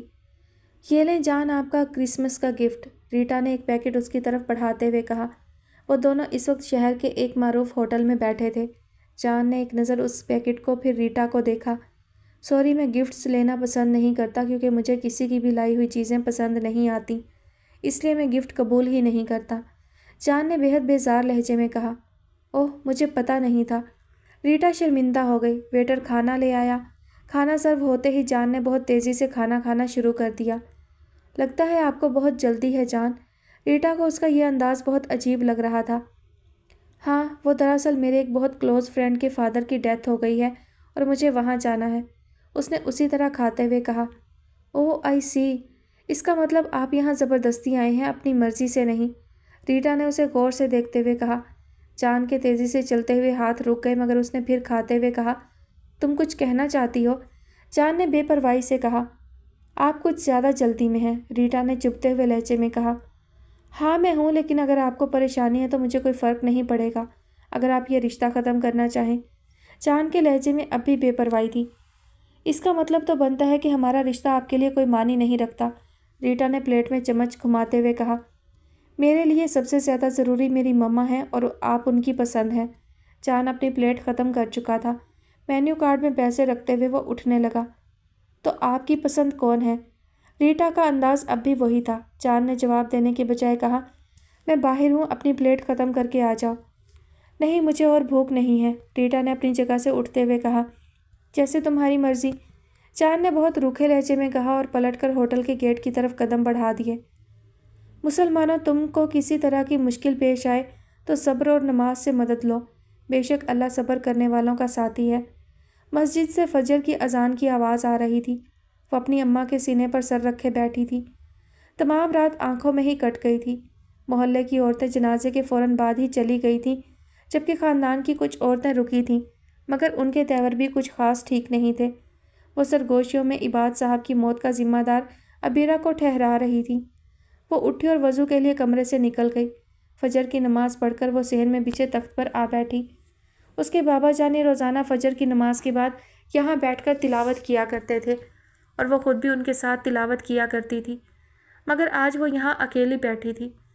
ابیرہ کا دل ڈوبنے لگا اور آنسو امڑنے لگے۔ اس نے پلکیں مضبوطی سے بند کر کے آنسوؤں کو ضبط کیا اور وہ کامیاب رہی تھی۔ کافی دیر تک وہ وہیں بیٹھی رہی اور اپنے بابا کی باتوں کو یاد کرتی رہی تھی۔ فون کی بیل نے اسے سوچ کے صحرا سے باہر نکالا۔ وہ اٹھ کر فون کی طرف بڑھی۔ پوری رات ہو گئی ہے اس فون کو بجتے، اٹھانے پر کوئی بولتا ہی نہیں۔ اندر سے کسی خاتون کی آواز آئی تھی۔ السلام علیکم، ابیرہ نے رسیور اٹھاتے ہوئے کہا۔ ابیرہ، خدا کا شکر ہے، آپ ٹھیک تو ہیں نا؟ دوسری جانب جان تھا۔ جان، ابیرہ نے اس کی آواز پہچانتے ہوئے کہا۔ یس جان، آپ ٹھیک تو ہیں نا؟ مجھے پتہ چلا تھا عباد انکل کا۔ مجھے یقین نہیں آ رہا تھا۔ ایک رات پہلے تک تو وہ بالکل ٹھیک تھے، پھر وہ اپنا جملہ مکمل نہیں کر پایا۔ پتہ ہی نہیں چلا انہیں کیا ہوا۔ وہ صبح تک تو بالکل ٹھیک تھے، میں نے صبح ان سے بات بھی کی تھی۔ پھر اچانک دوپہر میں ان کی طبیعت خراب ہو گئی اور صرف چند لمحوں میں میری آنکھوں کے سامنے میرے ہاتھوں میں انہوں نے اپنا دم دے دیا اور میں… ابیرہ کی آواز اس کا ساتھ چھوڑ گئی تھی۔ پلیز ابیرہ، روئے مت، آپ ہی کہتی ہیں نا انسان کو ہر حال میں صبر کرنا چاہیے۔ پھر آج آپ اپنی بات سے کیسے پھر رہی ہیں؟ آپ تو بہت بہادر ہیں ابیرہ۔ جان کو خود اپنی آواز بھی رندی ہوئی محسوس ہوئی تھی۔ ہاں مجھے یاد ہے، لیکن میں نے کبھی بھی بابا جانے کے بغیر اپنی زندگی کا تصور ہی نہیں کیا تھا۔ شاید اسی لیے بہت کوشش کے باوجود بھی میں آنسو ضبط نہیں کر پا رہی۔ ابیرہ کا لہجہ اب بھی نم تھا۔ ابیرہ، زندگی میں صبر کرنے کا سب سے آسان حل یہ ہے کہ ہم اپنے سے کمتر کو دیکھیں۔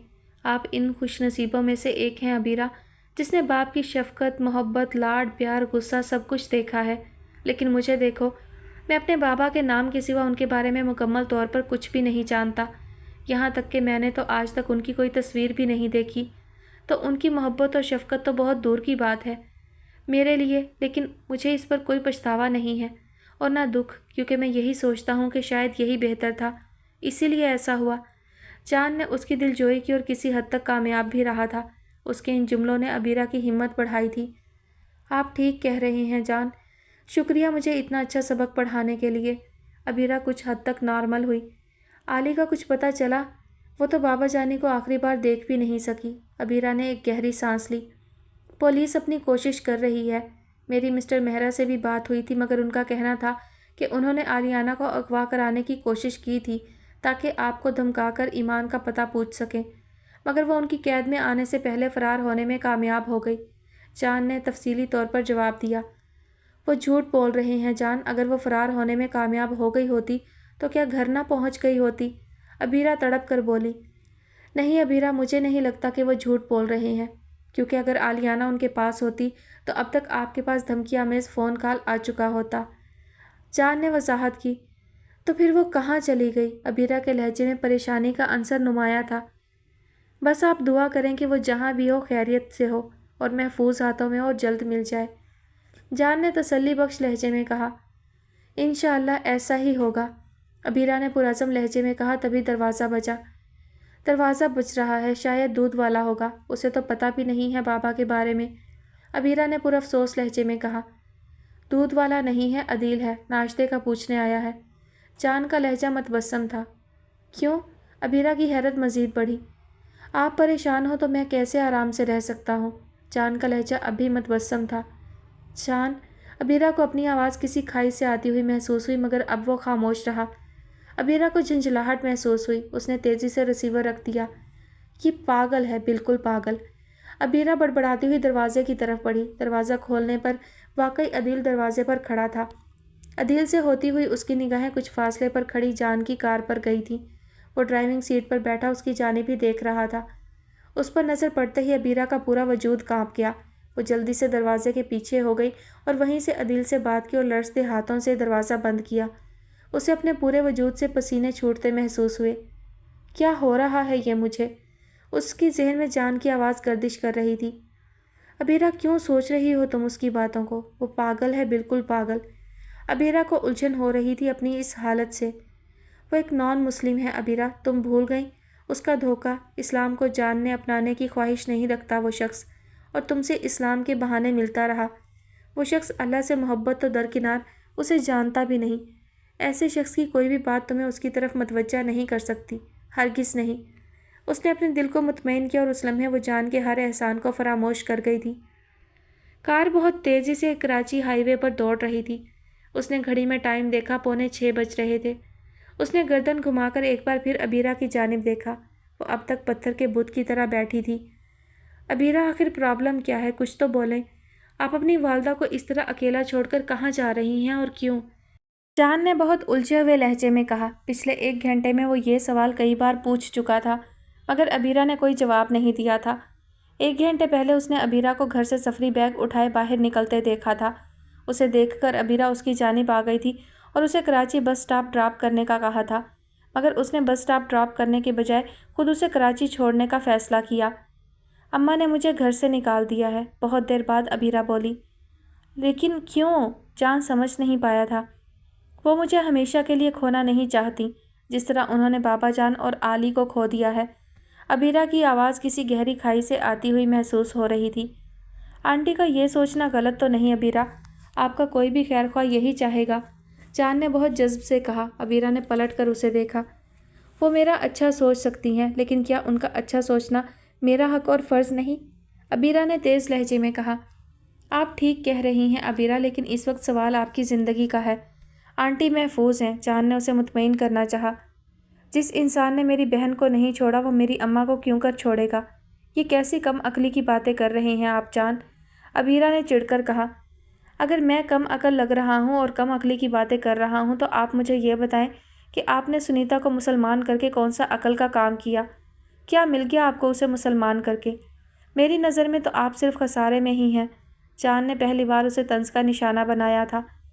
یہ آپ کبھی نہیں سمجھ سکتے کہ میں نے کیا پا لیا، کیونکہ آپ اللہ کی محبت کو نہیں جانتے اور نہ کبھی جان سکتے ہیں، کیونکہ آپ کو اس کی حقیقی جستجو نہیں ہے۔ آپ صرف مجھے دھوکہ دے رہے تھے۔ ابیرہ کا ٹیمپر یکدم لوز ہو گیا۔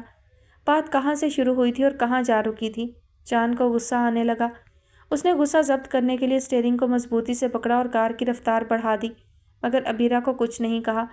دونوں طرف اب بالکل خاموشی چھا گئی تھی۔ آئی ایم سوری، شاید میں ٹینشن میں ضرورت سے زیادہ بول گئی، مجھے ایسا نہیں کہنا چاہیے تھا، ابیرہ نے بہت شرمندہ لہجے میں کہا۔ جان نے پلٹ کر اسے دیکھا۔ کتنا بہترین طریقہ ہے اپنے دل کی بھڑاس نکالنے کا، جو چاہے کہہ دو اور پھر ایکسکیوز کر لو۔ جان کے لہجے میں خفگی تھی۔ ابیرہ کچھ نہیں بولی۔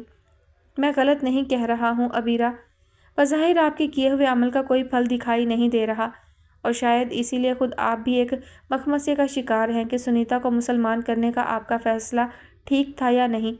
جان کا لہجہ بہت ٹھنڈا تھا۔ سنیتا کو مسلمان کرنے کا فیصلہ میرا نہیں بلکہ میرے رب کا تھا، اس نے چاہا، اس نے کیا، میں صرف ذریعہ بنی، اور سنیتا نے بھی یہ قدم اپنی خواہش سے یا کسی انسان کے لیے نہیں اٹھایا بلکہ اپنے رب کے حکم سے اٹھایا۔ ابیرہ نے بہت جامع انداز میں کہا۔ میں نہیں مانتا کوئی انسان بنا خواہش بنا چاہت کے اتنا بڑا قدم کیسے اٹھا سکتا ہے، کوئی بغیر وجہ کے اپنا دین کیسے چھوڑ سکتا ہے؟ جان نے نفی کی۔ 3 وجوہات نہیں، سمجھ اور پرکھ کی بنا پر تبدیل کیا جاتا ہے۔ اسے جان کی سمجھ پر شک ہونے لگا۔ کیا فرق پڑتا ہے، بات ایک ہی ہے، جان نے کندھے اچکا کر کہا، اور ابیرہ خاموش ہو گئی۔ کافی دیر خاموشی چھائی رہی۔ اوکے، آپ کی ٹینشن دور کرنے کا ایک راستہ ہے میرے پاس، جان نے خاموشی توڑی۔ کیا؟ ابیرہ نے ایک لفظی سوال پوچھا۔ میں آپ کے گھر پر پولیس کا پہرا لگوا دیتا ہوں، آنٹی محفوظ رہیں گی، اور ویسے بھی آپ کی عدم موجودگی کے بارے میں مسٹر مہرا مجھ سے پوچھیں گے اور میں سب سنبھال لوں گا، جان نے بہت پرسکون لہجے میں کہا۔ شکریہ، ابیرہ مدھم لہجے میں بولی۔ وہ مسکرایا تھا۔ ویسے کراچی میں آپ کہاں جا رہی ہیں؟ اپنی پھپھو کے گھر، جان نے اندازہ لگایا۔ جی، ابیرہ نے ایک لفظی جواب دیا۔ ابیرہ ایک بات پوچھوں آپ سے؟ کچھ دیر بعد وہ پھر مخاطب ہوا۔ وہ اس وقت آدھے سے زیادہ راستہ طے کر چکے تھے۔ جی، ابیرہ نے کھڑکی سے باہر دیکھتے ہوئے بے تاثر لہجے میں کہا۔ اس دن میلاد میں آپ اوپر بیٹھی کیوں رو رہی تھیں؟ جان نے پرسوچ لہجے میں پوچھا۔ ان کی محبت میں، جن کی محبت کے بغیر ایک مسلمان کا ایمان نامکمل ہے، ہمارے پیارے نبی حضرت محمد صلی اللہ علیہ وسلم کی محبت میں، جان نے ابیرہ کے لہجے میں بہت عقیدت محسوس کی۔ اسلام بہت زیادہ الجھا ہوا مذہب نہیں ہے۔ کبھی آپ کہتی ہیں کہ ایک مسلمان کے لیے اپنے رب سے محبت کو ایمان کا حصہ بناتی ہیں، اور آج اپنے پیغمبر کی۔ جان کا انداز الجھا ہوا تھا۔ ابیرہ نے کوئی جواب نہیں دیا۔ اس نے پلٹ کر ایک بار پھر ابیرہ کی جانب دیکھا۔ اس کے چہرے پر اکتاہٹ اور بیزاری کے تاثرات تھے۔ جان نے مزید کوئی بات کرنا مناسب نہیں سمجھا۔ گھڑی میں 7:15 ہو رہے تھے اور وہ شہر کی حدود میں داخل ہو گئے۔ ایڈریس؟ جان نے سوالیہ انداز میں عبیرہ سے پوچھا اور عبیرہ اسے ایڈریس سمجھانے لگی۔ تقریباً آدھا گھنٹے کی ڈرائیو پر اس کی پھپھو کا گھر تھا۔ ویسے آپ کب تک رہیں گی ان لوگوں کے ساتھ؟ جان نے پرسوچ لہجے میں پوچھا۔ پتہ نہیں، ہو سکتا ہے شاید ساری زندگی، کیونکہ اماں نے مجھے کبھی گھر لوٹ کر نہ آنے کی قسم دی ہے، عبیرہ نے کھوئے کھوئے لہجے میں کہا۔ کیا یہ ہماری آخری ملاقات ہے؟ جان کے لبوں سے یکدم ادا ہوا۔ یقیناً نہیں نا، وہ اپنی ہی بات کی نفی چاہتا تھا۔ عبیرہ نے کوئی جواب نہیں دیا۔ وہ مزید کچھ نہیں بولا، لیکن نہ جانے کیوں یکدم ہی اس کا دل انجانے خوف سے ڈوبنے لگا۔ کچھ دیر بعد وہ عبیرہ کی پھپھو کے گھر کے باہر کھڑے تھے۔ جان، آپ نے ہمیشہ میں ہر مشکل وقت میں میری مدد کی، میں آپ کے احسانات کا بدلہ زندگی بھر نہیں چکا سکتی۔ بہت بہت شکریہ جان، عبیرہ نے مشکور لہجے میں کہا۔ آپ میرے احسان کا بدلہ چکا سکتی ہیں عبیرہ، جان نے ونڈ اسکرین پر نظریں جماتے ہوئے کہا۔ عبیرہ کو کچھ سمجھ نہیں آیا۔ اب جان نے گردن گھما کر اس کی جانب دیکھا۔ مجھ سے شادی کرو گی؟ اس نے بہت جذب سے کہا، اور عبیرہ کو اپنی سماعتوں پر شک ہوا۔ میں آپ کو زندگی کا حصہ بنانا چاہتا ہوں عبیرہ، اس نے مزید کچھ کہنا چاہا، مگر عبیرہ کی قوت برداشت جواب دے گئی تھی۔ وہ فوراً کار سے اتر کر اس اندھیری گلی میں داخل ہونے لگی جس میں اس کی پھپھو کا گھر تھا۔ عبیرہ پلیز، ایک بار، صرف ایک بار مجھے اپنی زندگی کا حصہ بنا لیں۔ میں وعدہ کرتا ہوں میں اپنا دین چھوڑ دوں گا۔ میں اب آپ کے بغیر اپنی زندگی کا تصور نہیں کر سکتا۔ آپ میرے لیے بہت اہم ہیں عبیرہ۔ میں آپ کے لیے، صرف آپ کے لیے مسلمان ہو سکتا ہوں۔ صرف ایک بار ہاں کہہ دیجیے عبیرہ۔ عبیرہ کے بہت تیزی سے چلتے قدم یکدم رک گئے اور ساتھ ہی جان کے بھی۔ جسٹ شٹ اپ جان، عبیرہ قوت سے چیخی۔ میں ایک ایسے انسان کو ہرگز اپنی زندگی کا حصہ نہیں بنا سکتی جو اللہ سے محبت نہیں رکھنا چاہتا۔ نہیں، ہرگز نہیں۔ مسٹر جان ویراج چوہان، کوئی بھی جعل ساز عبیرہ کی زندگی کا حصہ نہیں بن سکتا۔ عبیرہ کے ایک ایک لفظ سے غم، غصہ اور نفرت جھلک رہی تھی۔ جان کو اپنی رگوں میں خون جمتا محسوس ہوا۔ اپنی بات ختم کر کے عبیرہ آگے بڑھ گئی اور جان بھی دھندلاتی آنکھوں ٹوٹے یقین کے ساتھ واپس مڑ گیا۔ اسے شک نہیں تھا وہ یہ بازی ہارا تھا اور بری طرح ہارا تھا۔ وہ کسی بلند چوٹی سے منہ کے بل گرا تھا۔ اپنے چاروں طرف صرف اندھیرا محسوس ہو رہا تھا اور واپسی کا سفر اسے اسی اندھیرے میں کرنا تھا۔ یہ آپ کی گولیاں اور پانی، اس نے ہاتھ آگے کر کے انہیں دوائی دیتے ہوئے کہا۔ انہوں نے منہ بسوڑتے ہوئے دوائی لی۔ تمہارے یہ آج کے ڈاکٹرز بڑی کڑوی دوائیں دیتے ہیں، مجھے ایک آنکھ نہیں بھاتے، انہوں نے ناراضی سے کہا۔ ہم اگلی دفعہ آپ کی پسند کے ڈاکٹر کے پاس چلیں گے، اس نے مسکراتے ہوئے کہا۔ ہائے اللہ، تو کیا تم چاہتے ہو اگلی دفعہ بھی میں بیمار پڑ جاؤں؟ وہ تڑپ کر بولی تھی۔ ارے نہیں اماں، بھائی اپنے پسندیدہ ڈاکٹر کے پاس تو آپ ویسے ہی چلی جائیں گی، چند باتیں کرنے کے لیے، اس نے شرارت سے کہا۔ چپ شریر، ماں کو ستاتا ہے۔ انہوں نے بہت پیار سے اس کے کندھے پر ہاتھ مارا تو وہ ہنس دیا۔ احمد بیٹا، زندگی کا کوئی بھروسہ نہیں، بس میں اپنی زندگی میں ہی تمہیں ہنستا بستا دیکھنا چاہتی ہوں۔ انہوں نے بہت پیار سے اس کے سر پر ہاتھ رکھا۔ اس نے مدھم پڑتی مسکراہٹ کے ساتھ سر جھکا دیا۔ کر لوں گا اس سال شادی اماں، انشاءاللہ، انہوں نے حسرت سے اس کی جانب دیکھا۔ ہر سال تم یہی کہتے ہو، آخر وہ کون سا سال ہوگا جب تمہارا یہ جملہ سچ ہوگا؟ انہوں نے محبت اور حسرت سے پوچھا۔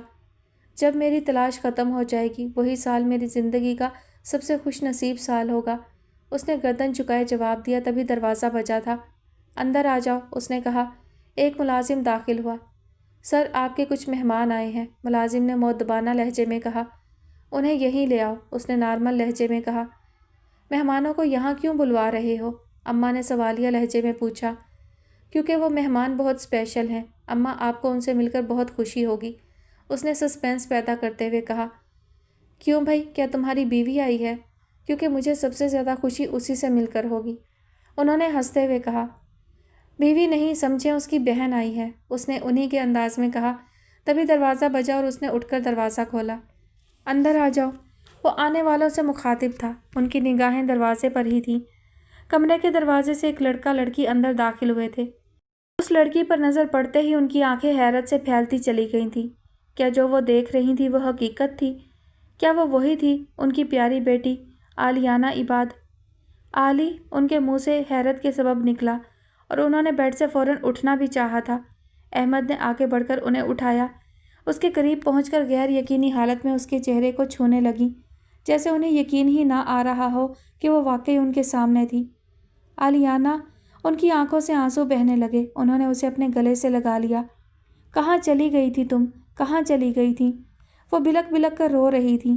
طوبیٰ کو کچھ سمجھ نہیں آ رہا تھا کہ یہ کیا ہو رہا ہے۔ وہ تو یہاں اذان کی والدہ سے ملنے آئی تھی، مگر یہاں صورتحال اس کی سوچ کے برعکس تھی۔ کتنا پریشان ہو گئی تھی میں، کتنا روئی تھی تم لوگوں کے لیے، دن رات تمہارے حفظ و امان کی دعائیں مانگتی رہی ہوں۔ انہوں نے اس کے ماتھے کا بوسہ لیا۔ کون ہیں آپ اور میرا کیا رشتہ ہے آپ سے؟ طوبیٰ کے لہجے میں اجنبیت تھی۔ کیا ہو گیا عالی تمہیں؟ تم اپنی ماں کو نہیں پہچان رہی؟ انہوں نے درد سے بھرپور لہجے میں کہا۔ ماں؟ طوبیٰ حیران رہ گئی۔ تم مجھے پہچان کیوں نہیں رہی عالیانہ؟ ان کے لہجے میں گھبراہٹ تھی۔ احمد کہ مجھے پہچان کیوں نہیں رہی؟ انہوں نے اپنے بیٹے کی طرف دیکھا اور طوبیٰ کو لگا شاید ان کا دماغی توازن ٹھیک نہیں ہے، جبھی وہ اذان کو احمد بلا رہی ہیں بار بار۔ احرام، تم طوبیٰ کو لے کر نیچے چلو، میں آتا ہوں۔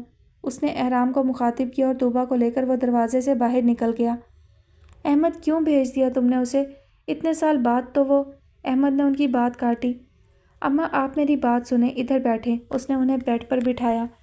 عالیانہ آپ کو نہیں جانتی کیونکہ اسے کچھ یاد نہیں، اس کی یادداشت کھو چکی ہے۔ وہ جن لوگوں کے ساتھ ہے انہیں ہی اپنی فیملی سمجھتی ہے۔ 10 سال پہلے وہ کون تھی وہ بھول چکی ہے۔ اب وہ طوبیٰ یامین ہے، عالیانہ عباد نہیں۔ اس نے ان کے قدموں میں بیٹھتے ہوئے انہیں تفصیلی سمجھایا۔ یہ تم کیا کہہ رہے ہو احمد؟ ان کے لہجے میں دکھ صاف چھلک رہا تھا۔ یہ کیسا انصاف ہے میرے مالک؟ میری بیٹی اتنے سالوں بعد مجھے ملی اور وہ مجھے جانتی بھی نہیں۔ یہ ٹھیک نہیں ہے، انہوں نے پرتکلیف لہجے میں کہا۔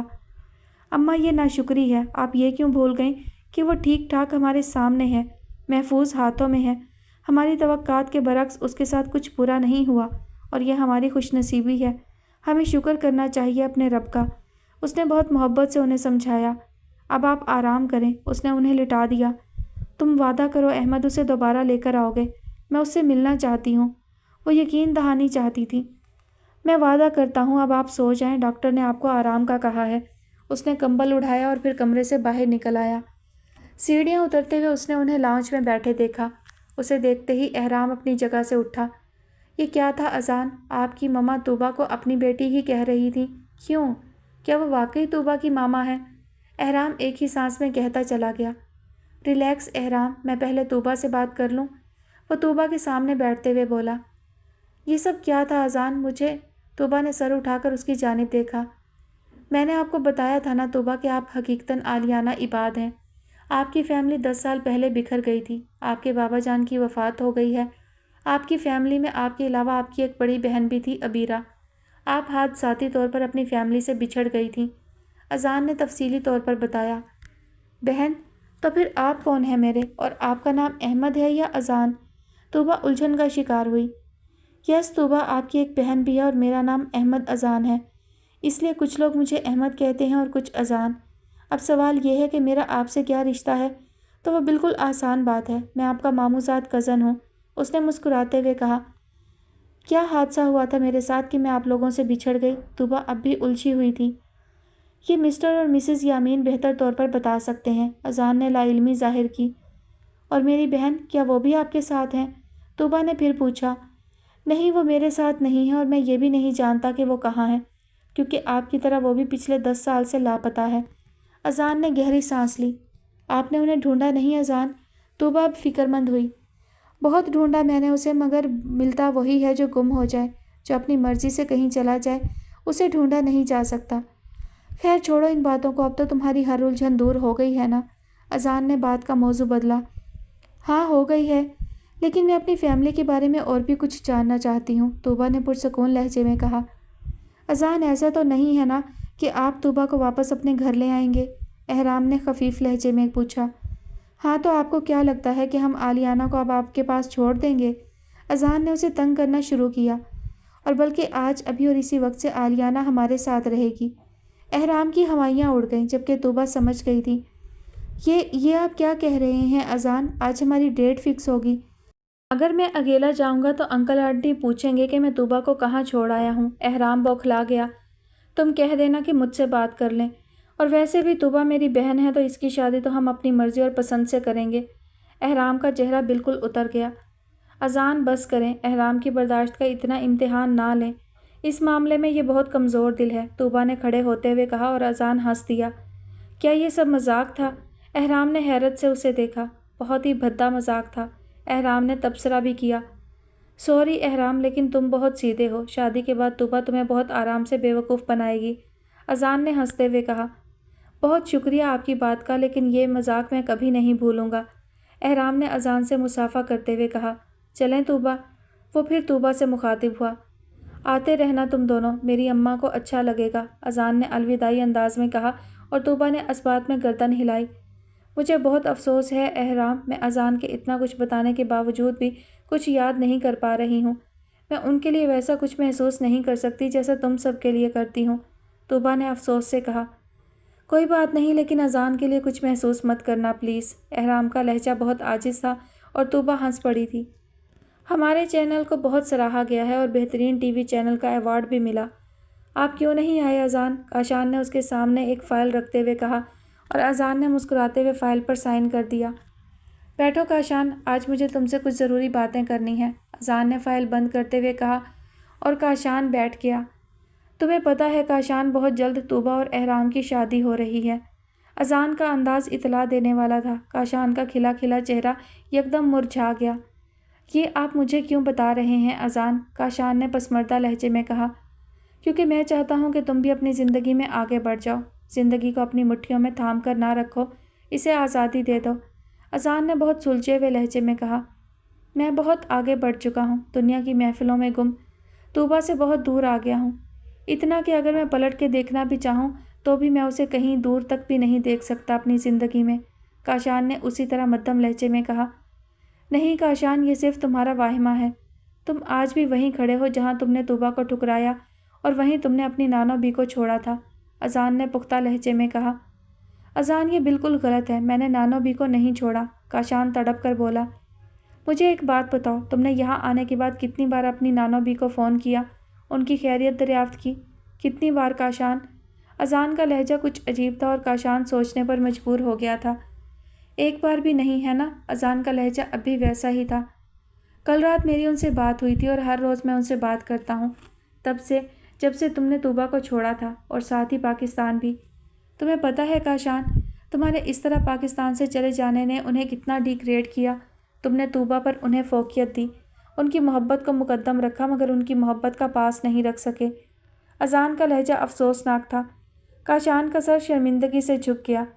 وہ مجھے ہر روز اپنی دن بھر کی مصروفیات سناتی ہیں، ان کی NGO کس طرح کام کر رہی ہے، نوکروں سے گھر میں ان کی جھڑپ ہوئی، ہر ایک چیز وہ مجھے بتاتی ہیں۔ حالانکہ ان کی NGO اور ملازمین میں مجھے کیا دلچسپی، لیکن وہ پھر بھی مجھے سناتی ہیں اور میں سنتا ہوں۔ میں ایسا کیوں کرتا ہوں تمہیں پتہ ہے کاشان؟ میں صرف اللہ کی رضا حاصل کرنے کے لیے ایسا کرتا ہوں۔ میں اس کے بندوں کے ٹوٹے دلوں کو جوڑنے کی کوشش کرتا ہوں اور یقین رکھتا ہوں کہ اللہ میرے ٹوٹے دل کا سہارا بنے گا، اذان بنا رکے کہتا چلا گیا۔ تم نے نانا بی کے فیصلے کو مانا تو مگر دل سے قبول نہیں کر سکے اور اسی لیے تم نے انہیں چھوڑ دیا، اذان نے اب بھی افسوس سے کہا۔ آپ ٹھیک کہہ رہے ہیں، لیکن میں نے ایسا ارادتاً نہیں کیا، کاشان کا لہجہ بالکل ٹوٹا ہوا تھا۔ مجھے پتہ ہے کاشان، ہم اپنے پیاروں کو خود سے تکلیف نہیں دیتے، بس خود بخود ہم سے ایسی غلطیاں سرزد ہو جاتی ہیں کہ ہمارے پیارے دکھی ہو جاتے ہیں، اذان نے اب بھی اسی انداز میں کہا۔ لیکن ہم ان غلطیوں کو سدھار تو سکتے ہیں، اپنی مصروفیت میں سے کچھ وقت اپنے پیاروں کے ساتھ گزار کر، اذان نے اس کی دل جوئی کی۔ لیکن اب آپ یہ بھی نہ سمجھ لیں کہ جاب چھوڑ کر اسلام آباد میں ہی سیٹل ہو جائیں، ہمیں بھی آپ کی ضرورت ہے۔ ہاں، اگر چھٹی والے دن ملنے جائیں اور روز فون کال کر لیں تو اس میں کوئی مذائقہ نہیں، اذان نے ماحول کی رنجیدگی کو ختم کیا۔ آپ لوگوں کو ہنسا دینے کی کوالٹی رکھتے ہیں اذان، آپ نے مجھے جو راہ دکھائی ہے اس کے لیے میں آپ کا ہمیشہ شکر گزار رہوں گا، اور میں کل ہی نانو بی سے ملنے جاؤں گا، ان سے معافی مانگوں گا اور وہی کروں گا جو وہ چاہتی ہیں، کاشان نے اپنی جگہ سے اٹھتے ہوئے پرعزم لہجے میں کہا۔ ایک بات اور اذان، میں دعا کروں گا ہر نماز میں سچے دل سے کہ وہ پاک رب آپ کی دلی مراد بھی پوری کرے اور آپ کی کھوئی ہوئی خوشیاں آپ کو لوٹا دے۔ کاشان کی اس بات پر اذان نے مسکرا کر اسے دیکھا۔ فی امان اللہ کاشان، اذان نے غالباً اس کی بات کو نظر انداز کر دیا۔ کاشان مسکراتا ہوا آفس سے باہر نکل گیا۔ وہ ایک بہت خوفناک روڈ ایکسیڈنٹ تھا جس میں تم ہمیں ملی تھیں طوبا، وہ اس وقت اپنے روم میں بیڈ پر مسز یامین کی گود میں سر رکھے لیٹی تھی۔ پھر کیا ہوا تھا ماما جانی؟ اس نے متجسس لہجے میں پوچھا۔ ہم دونوں ہی بہت ڈر گئے تھے۔ ہم تمہیں کسی گورنمنٹ اسپتال لے جانے کے بجائے تمہارے بابا کے دوست کے کلینک پر لے گئے تھے۔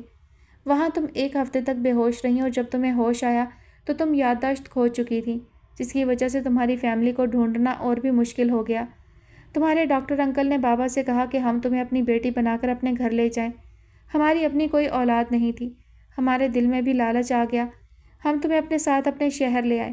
تمہیں ایک نیا نام، ایک نئی پہچان اور نئی زندگی دی۔ اتنا کہہ کر وہ چپ ہو گئیں۔ ان کی سسکیوں پر اس نے سر اٹھا کر دیکھا۔ ماما جانی آپ رو کیوں رہی ہیں؟ اس نے ان کے آنسو صاف کیے۔ تمہیں کھو دینے کے ڈر سے بھی میری جان نکل جاتی ہے طوبا۔